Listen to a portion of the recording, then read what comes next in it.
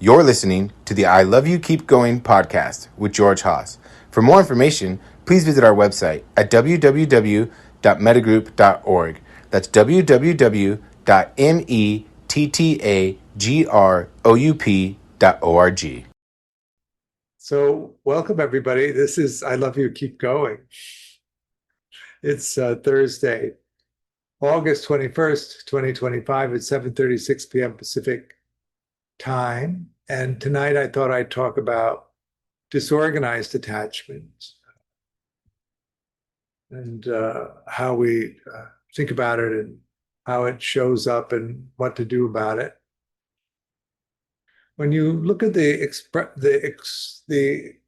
expression of attachment conditioning, if we start with secure, natively secure, and we move out, and I like to do it based on skills and capacities, we move through a succession of different attachment strategies. I think most of us grow up with the capacity for attaching to people. And in the process of our experience of the way that people show up for us, we form these working models of ourselves and also these working models of the world, which is largely an expression of what we expect to happen. And we talk about these three areas: the attachment system, the exploration system, and the collaborative relationship system. One of the things about the human condition is that we all start out new, and we go through a succession of stages which actually are pretty identifiable. Childhood, so let's say 0 to 10, adolescence 10 to 20, youth 20 to 30, our young adult lives 30 to 40, our adult lives 40 to 55, old age kicks in. You live to 75, you can enter into old age. I'm really talking about the biology of the body we live in. I know that we like to argue with that.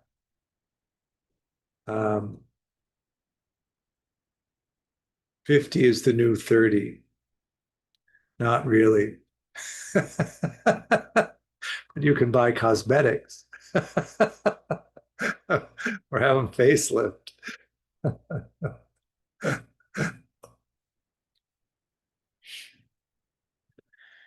In order to get secure attachment, you have to have a caregiver that shows up for you 30% of the time or better. So it's an astonishingly low bar.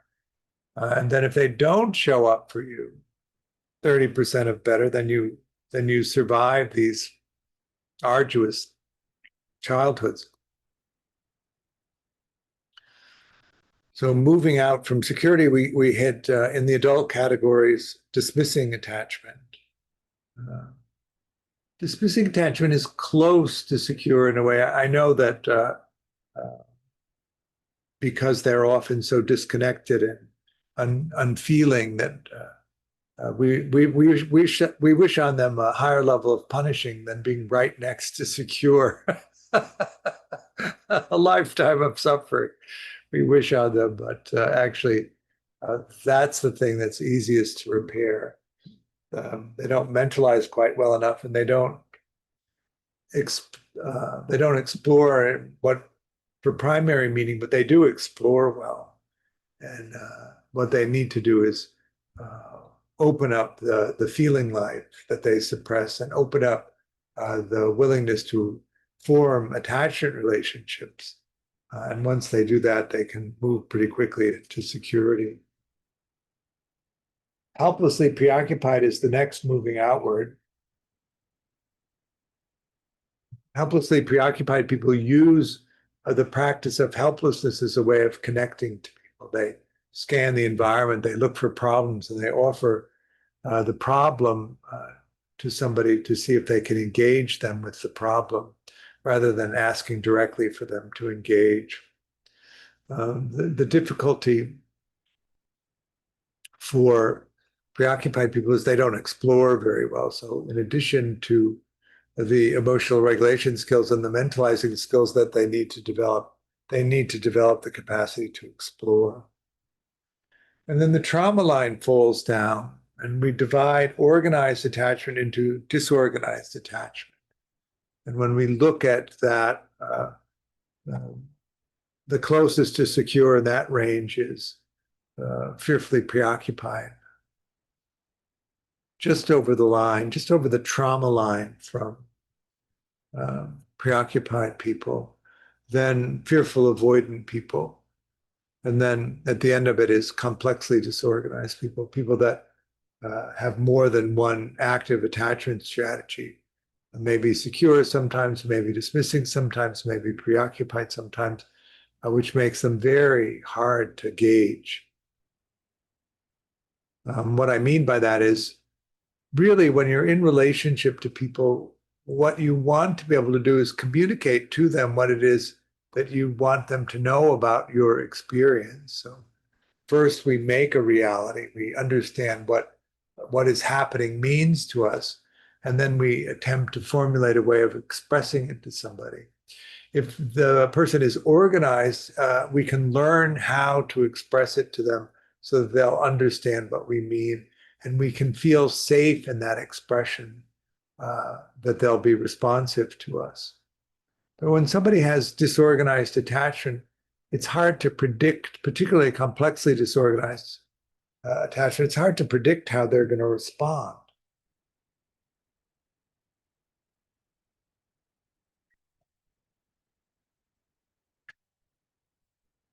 I had a therapist once, Martha Friedman. This was be the 80s, the 1980s. And she said to me once, the most interesting thing about you is I can't predict at all how you're going to respond to something. So I just have to brace and see what happens. The problem with that, though, is that you have to brace to see what happens. And so you don't settle. You never feel a sense of real safety, real security.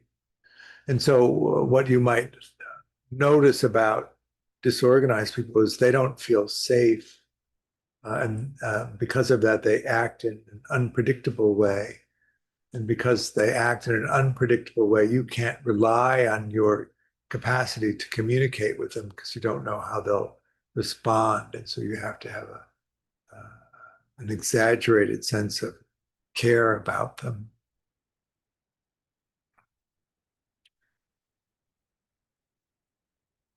Disorganized people do want connection. They do want attachment. They do want to be included. But the experience for them is often frightening. It goes back to a childhood care that is often intrusive or harmful. And so they long to feel connected and to come toward connection. If you reciprocate and come toward them, often the experience of the closeness is frightening, and so they withdraw from it.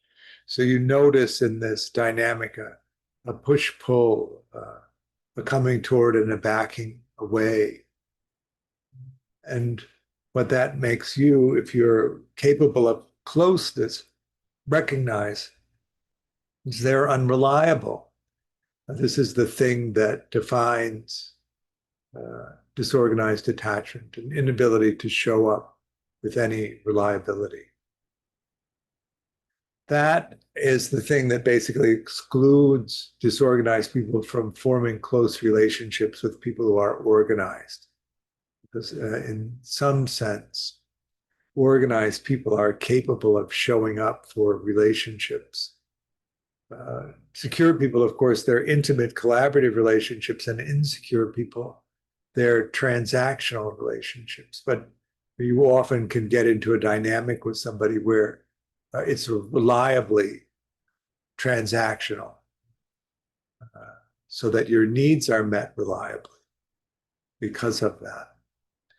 With disorganized people, because their ability to emotionally regulate is so poor, they can't really predict what emotional state they're going to be in. And so they can't predict whether they can show up for the agreements that they make. What you'll notice is the pattern of disorganization is a lot of beginnings, sometimes really good beginnings, and then some middles, but not so many finishes. And that's because of this volatility and this unpredictability. The other thing that disorganized people tend to do is to socially isolate in order to emotionally regulate themselves. So they get too emotionally dysregulated rather than seeking out other people to help them re-regulate. They withdraw from stimulus to attempt to regulate themselves. And they don't usually express that something's happened that's causing them to withdraw. They just disappear. And the disappearing lasts as long as it takes for them to regulate. So that could be a few hours, a few days, a few weeks, could be a few months, a few years, a few decades. I mean, there's no limit to the amount of, or to the length of the disappearance. And because they're engaged actively in trying to resolve the issue, it still seems fresh for them. And then when they come upon a solution, they present themselves as the solution. And it's almost as if they don't consider that time has gone by, that there's been an interruption in the relationship, because for them, it's been an active thought pattern.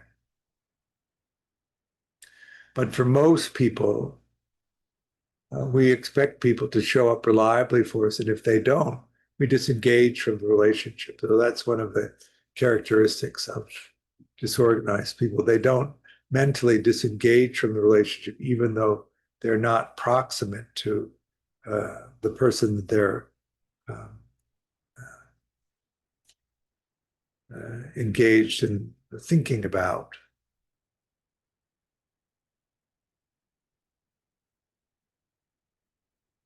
So then you see in disorganized people patterns of relationship with people that they can form relationships with. They don't typically have relationships with secure people because they don't show up reliably and secure people require it. They have relationships with dismissing people because dismissing people don't care whether you're reliable. They just care that you show up with the psychic juice that they need. And if you're willing to show up and give them a lot of juice, they're happy to have you come in whatever pattern you show up. They don't tend to have relationships with preoccupied people because preoccupied people, and this is helplessly preoccupied people, seek proximity as their principal way of emotionally regulating. And disorganized people disappear as their principal means of regulating. So they're auto-regulators. So the primary group that disorganized people have relationships to are disorganized people. And they give a pass to the other person's lack of reliability because they don't offer it either. But it also makes the relationships quite volatile. If we look at a difference between a fearfully preoccupied person and a fearfully avoidant person, what you'll see is that the fearfully preoccupied person has the characteristics of an organized preoccupied person, except it's extreme. So the demand for proximity is beyond merely being proximate, but it's also being rescued. And there's a moral component that they judge you as capable of saving them, and that if you won't do it, you're contemptuous, you're morally bankrupt, and they're punishing as a result of that. Fearful avoidant people don't have that hard edge, that aggression of fearfully preoccupied people. They're not angry in the same way. That blasting anger that comes from a fearfully preoccupied person is in a fearfully avoidant person, episodic, explosive anger. the motivation for that is feeling unseen. So imagine you have a Harry Potter invisibility cloak and you wear it and are completely invisible, completely unwilling to reveal yourself in any way, and then explosively angry when people don't see you, not understanding that in order for people to see you, you have to tell them who you are. You have to offer them those insights. Fearful avoidant people, rather than being angry and demanding, are sweet and passive. One of the things about fearful avoidant, one of the main identifiers is a sweet passivity about things. A kindness, really. There's not much of that kindness in fearfully preoccupied people. It's a demanding, chaotic demand.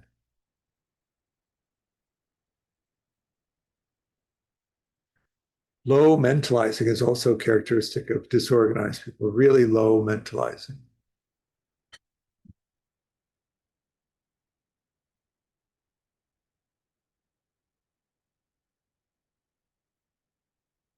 Another difference between fearfully preoccupied people and fearfully avoidant people is that fearfully preoccupied people, like organized preoccupied people, rely heavily on pretend mode.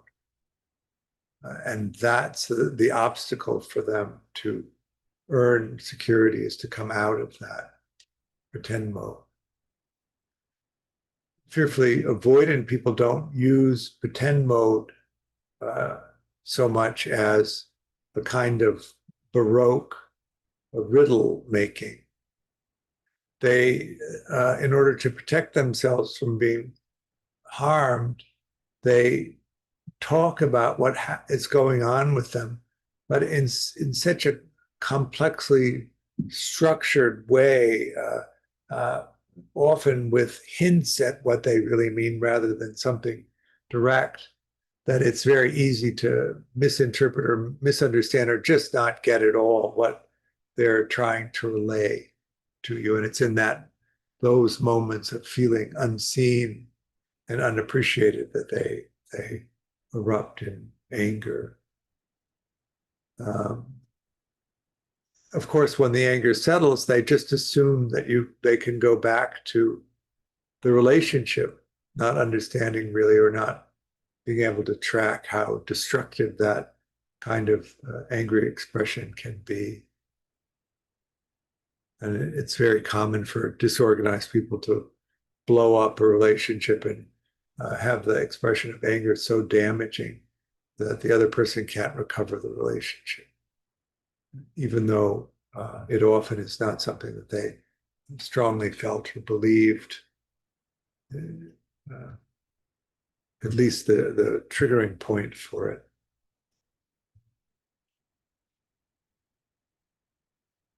So then, looking at this from the point of view of how do you earn security coming from a place of disorganization, I think the first thing that has to happen is you have to change your mind about the loss of epistemic trust. Epistemic trust means that you believe somebody is telling you the truth, and you believe that the reason that they're telling you what they're telling you is because they mean to be helpful to you. And when you have that belief in somebody, you can learn from them. You can exchange intimacies, and it can be affecting in a positive way. When the epistemic trust is broken, of course, you don't believe that somebody is telling you the truth. You don't believe that their intention is to be helpful to you. And so what you mainly do with that is reject whatever it is that they're trying to tell you. What does a Baroque riddle sound like?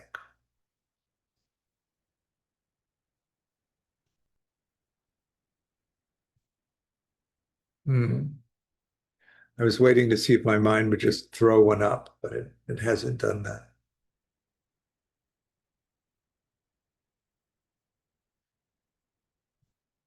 Let's say you had romantic interest in somebody, but you were frightened of expressing it. You might then ask them to do something that didn't actually reflect the romantic interest in any way.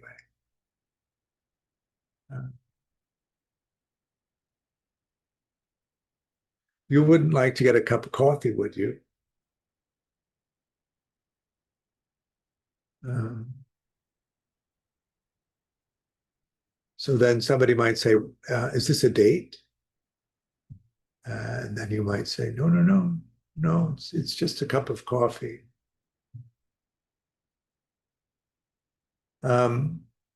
Hoping that they can read through that and see that it's something else, so that the intention is not expressed, but hinted at. Probably a poor example.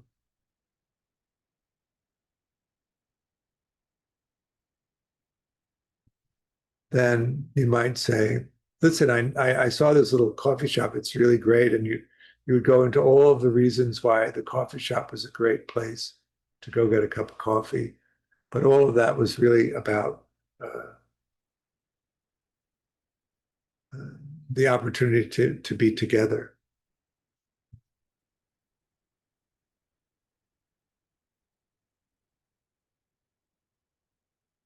If you can change your mind about the epistemic trust, and I think this is it's a conscious idea to do it, to begin to understand that some people are trustworthy, but also some people are not trustworthy.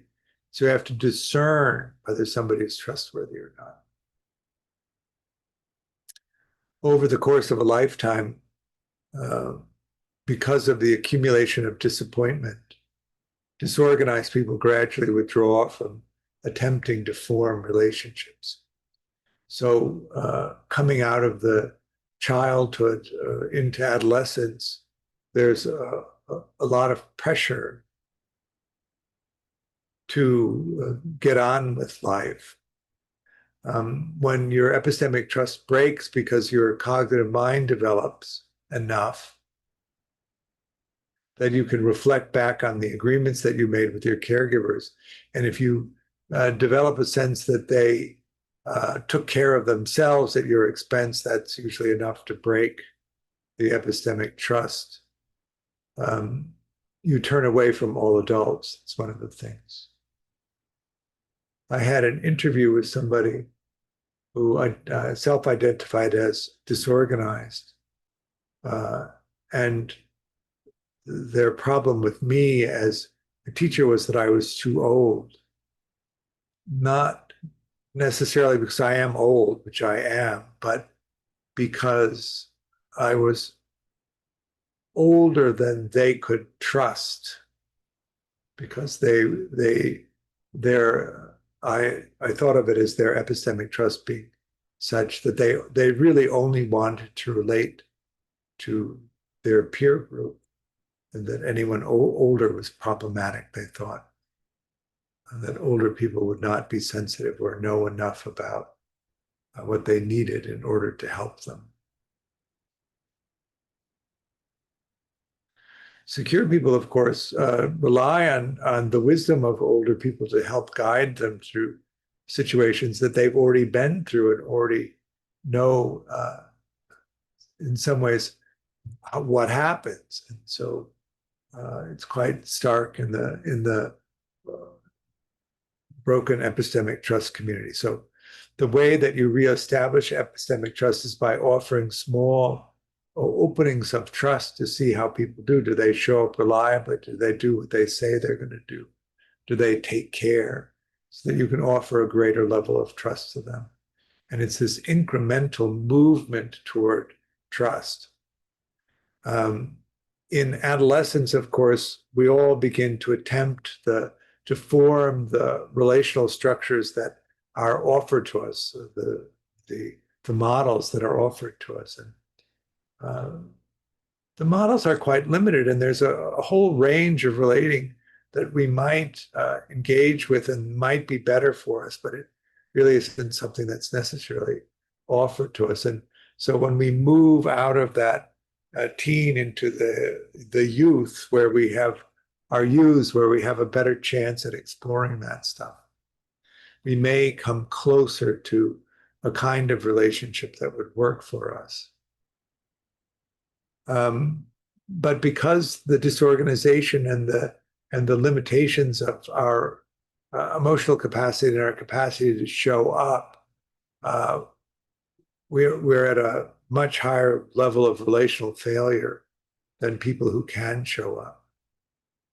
And that each time a relationship fails, because it's confusing for us why that happens because of the low mentalizing, we gather up some disappointment about our prospects of being able to form relationships. And over the course of our 20s, if there's a succession of failed relationships, the disappointment that we gather can be quite huge. And so it becomes inhibiting.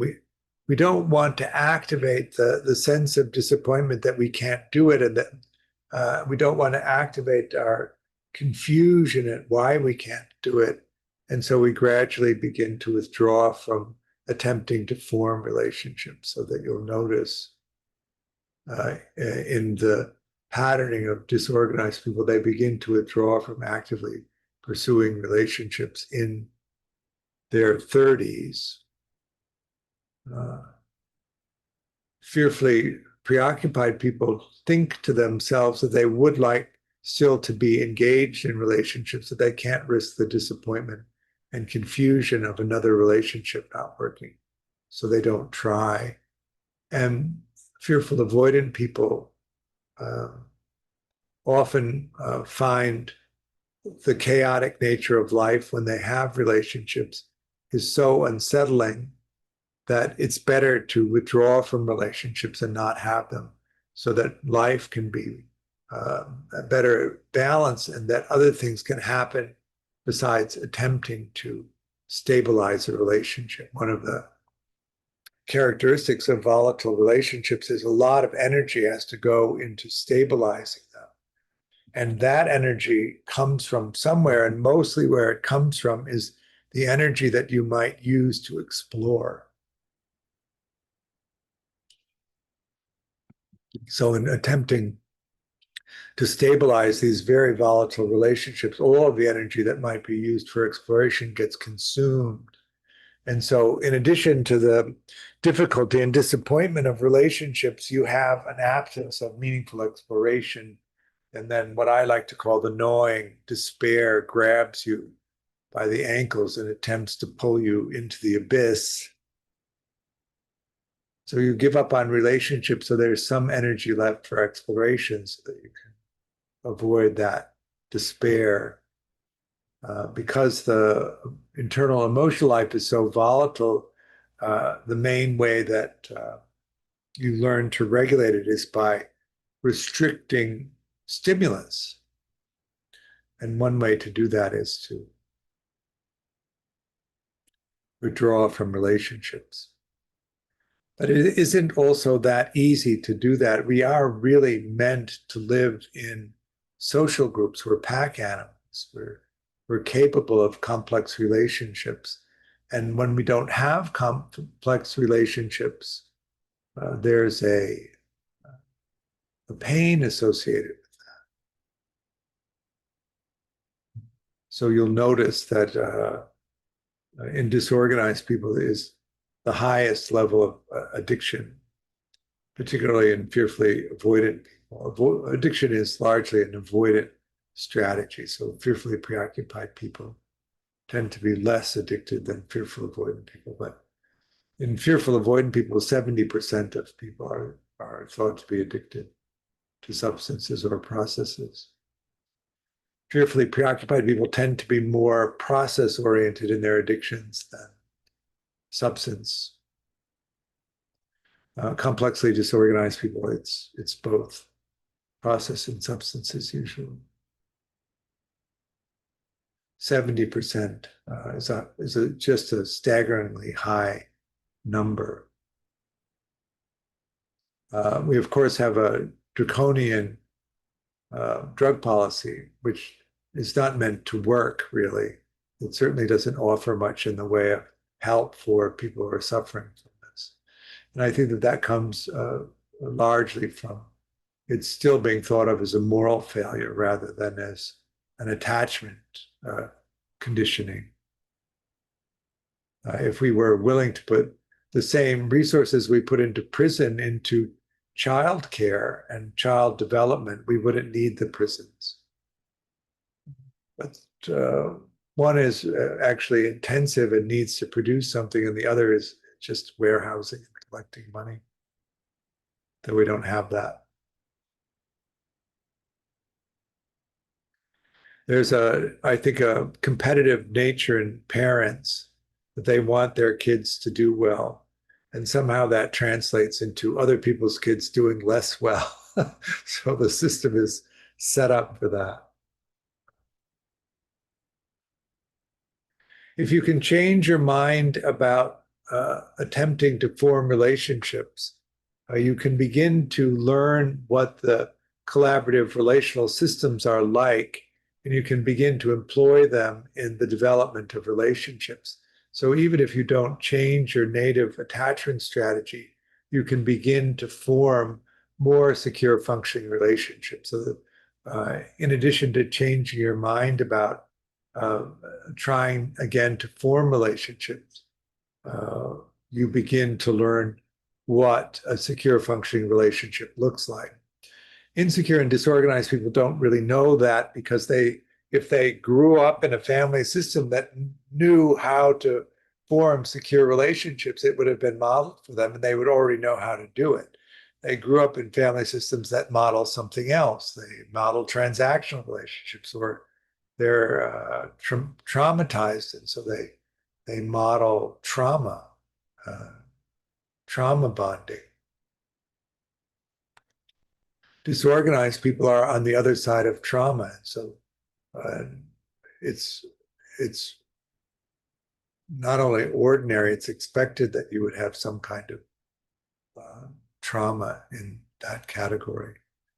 Mainly what happens is the attachment system goes off, which compels you to seek physical proximity and protection from your caregiver, who is supposed to provide that for you.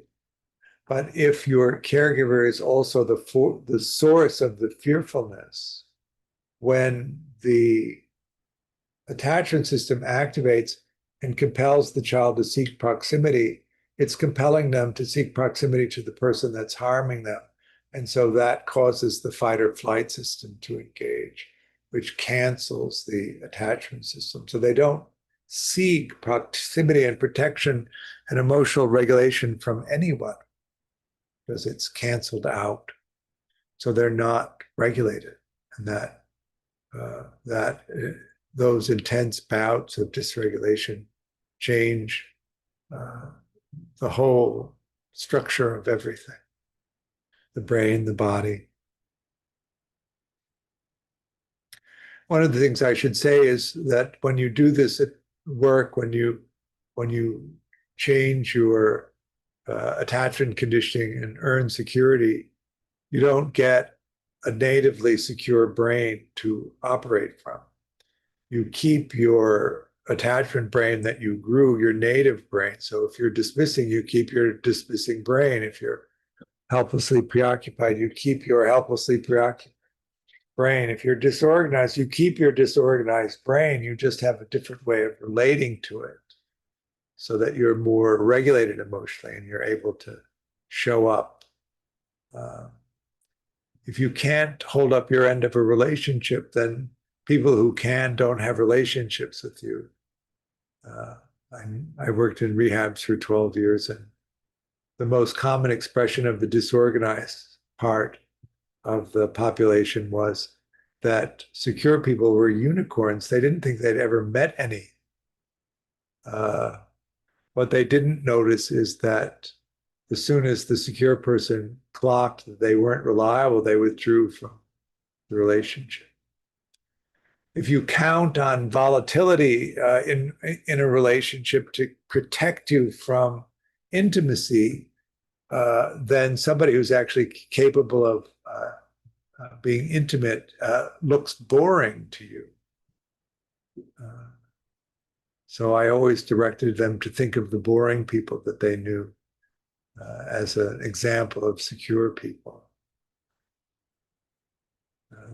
Let's go have dinner in 3 weeks. I'll meet you at the restaurant at 7:30. And there you are, when you show up at the restaurant, them sitting there welcoming you. No drama at all in that. No dopamine hits, no endorphin hits, no oxytocin. But if you worried and fretted and paced and lamented, when they walk through the door, the dopamine blast is unbelievably intoxicating. Or they don't show, and then you're plunged into endorphins. The thing that you get out of reliability is that you have support for your exploration so that you can find meaning in life, find purpose in life, and you can be well supported in doing it, and you can express what you've discovered to a delighted audience. And in insecure relationships, you don't really have that. You have one person exploring, the other person supporting the exploration and surviving on the vicarious crumbs of that without really any purpose or meaning themselves beyond taking care of somebody. And disorganized people really spend most of their time hiding out, not engaging the world. It's a short life we have. It's years long, but it goes by rather quickly. The eternity of the present moment. We're only in the present moment. It's never more than that. But it goes on for a while, and the body changes.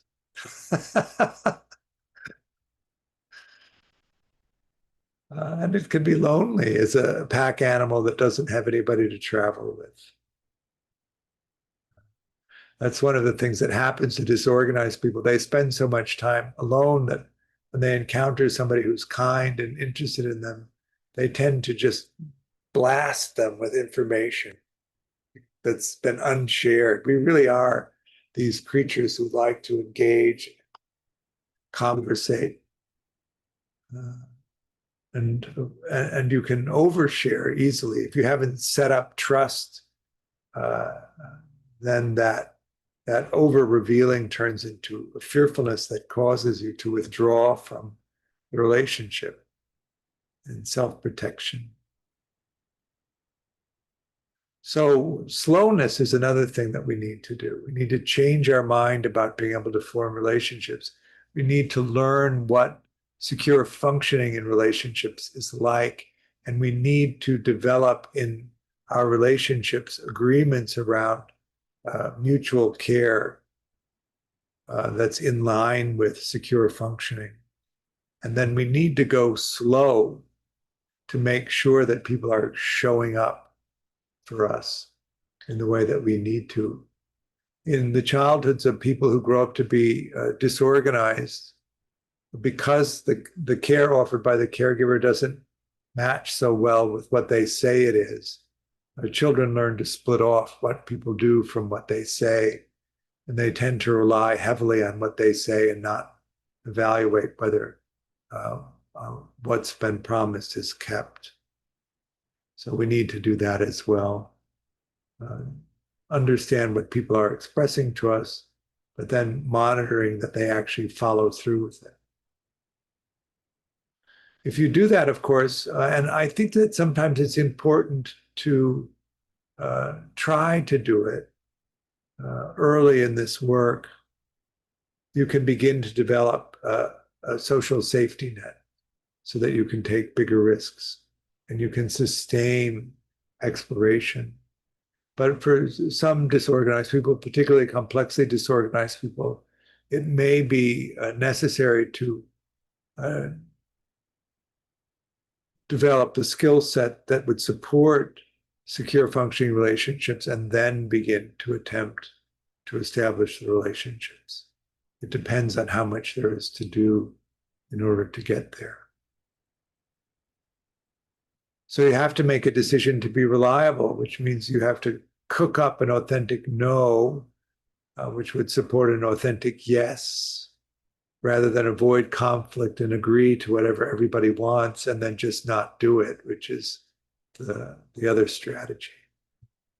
To be able to say no and mean no so that you can say yes and mean yes. And then you have to show up.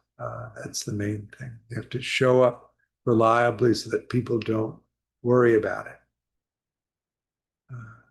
At a certain point, a disorganized person will find that if they're too unreliable, people won't make plans with them unless it's a group plan where it doesn't matter whether they show up, because it's something that both sides of the equation need. If somebody's made a plan with you, then you have to show up for them and they have to show up for you.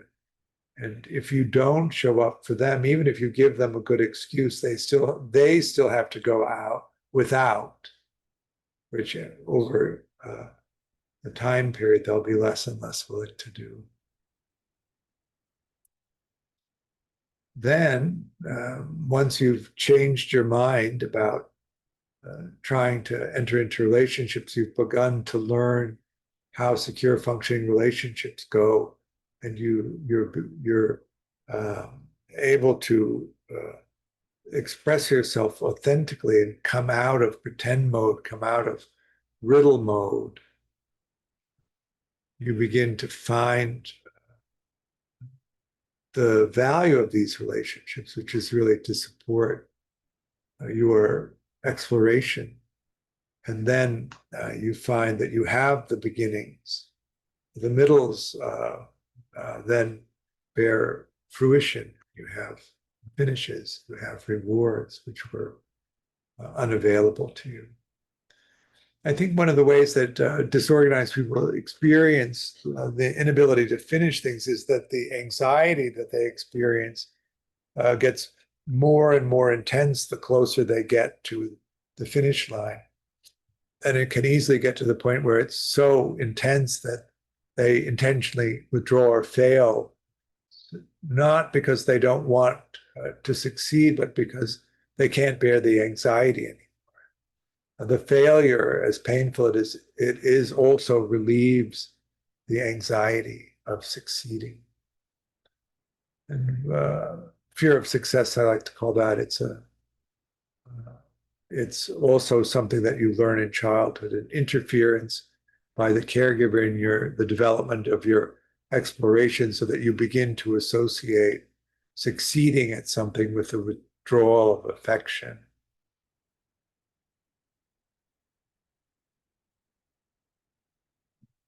But I do think that you can overcome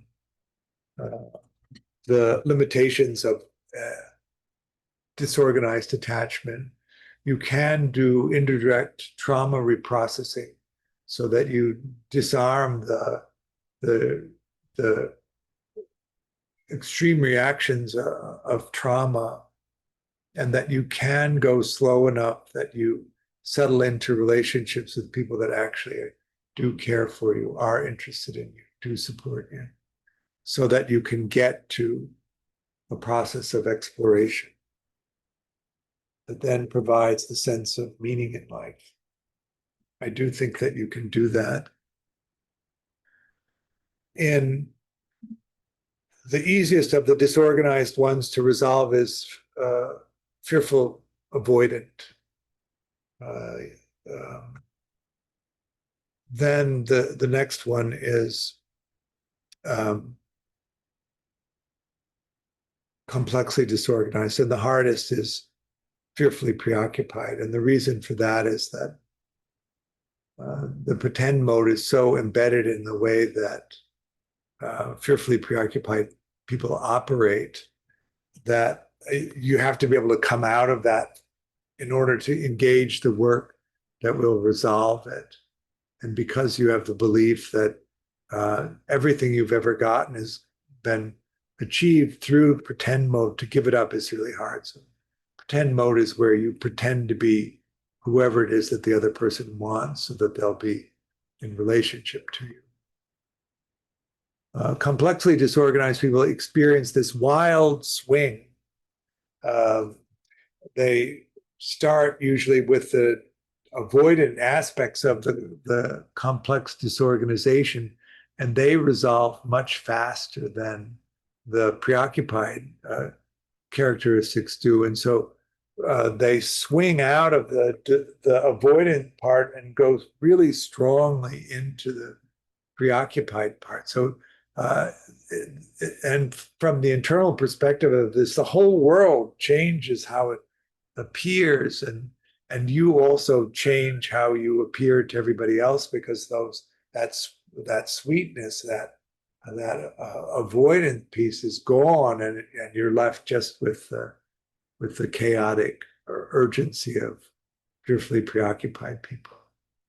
But then that does resolve. Really, the fearfulness that drives that resolves, and you settle into a place where the anxiety of life, the anxiety of engaging in relationships is below the threshold for authentic expression. So you're able to tell people who you are. And the people that want that are drawn to you, and then you can form relationships with people that want to be with you, who you are authentically. Whereas so much of the past was given to trying to become who you thought they wanted you to be so that they would be with you, only to discover how terribly disappointing it was to be in relationship to somebody who didn't really want you. They wanted who you pretended to be. So what do you say we do a little bit of practice? Heart practice is what it's feeling like. So go ahead and settle in. Okay. Let go of the meditation. How's that? Good. So what's coming up? Saturday is the last day of our level 1 meditation and addiction series. On Friday at 11 is Kaleidoscope, which is our monthly gathering of the Sangha.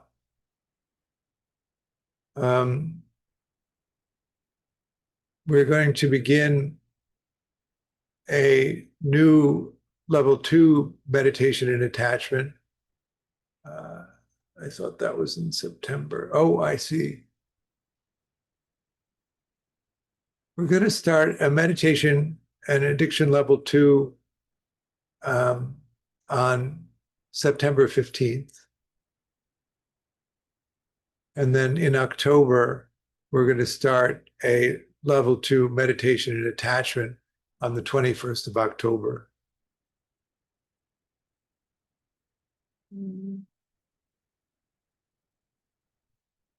We're going to offer in September also